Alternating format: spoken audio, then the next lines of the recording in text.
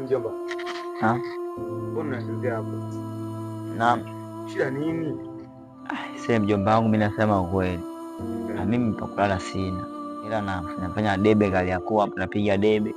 Nikipata kamia 200 nalizika nako hapo. Sababu pa kulala sina, ndio nakuja kwenye majirani zangu hapo. Kuliko kuiba mjomba wangu. Sasa haya yote mateso ya nini? Turudi kijijini tu ukapambane hizo kazi za kulimalima, afadhali utapata kitu chochote kuliko uhangaike unaosinzia sehemu ambayo hapajulikani, hapaeleweki. Mwisho uje ukabwa tu na mashikaji hapa wauni. Sasa mjomba wangu, maswala kurudi kijijini hapana. Mimi nakomaa. Sababu ukiangalia kijijini bwana, anasemaga wahenga wanasema hakuna mtu ametafutia akapata kwao. Na ukiona akapata kwao, ujue kuna mtu kamshika mkono. Macho watu ni mengi blaza. Umesoma na Fatuma, umesoma na John, umesoma na Zawadi, umesoma na Zai. Sasa ndugu yangu, utafanikiwa. Macho ya watu ni mengi, ndio maana mimi natoka napambana. Mimi napiga debe Kariakoo.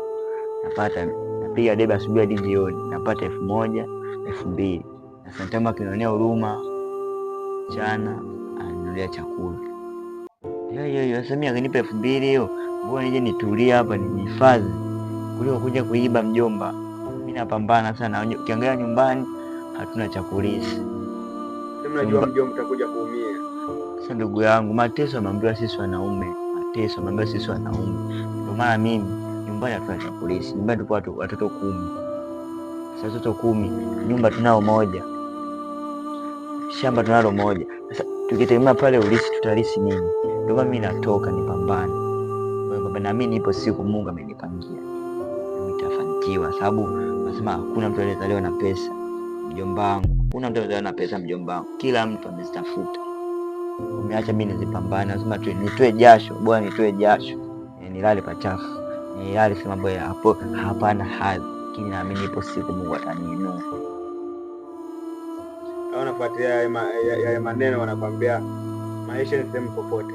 Mjomba wangu, maisha ni sehemu yote ile. Sababu msingangania kijijini. Kijijini utafanya ni kazi gani kijijini?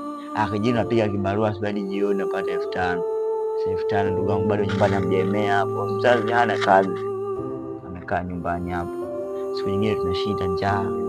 Siku nyingine ndio hivyo, ukikula mchana sio usiku ule, au kila usiku je kesho yake mchana, au maisha gani haya? Mjomba, hata inapitia life ngumu sana katika maisha yangu mimi. Na mimi ni life ambayo nilipitia sasa hivi.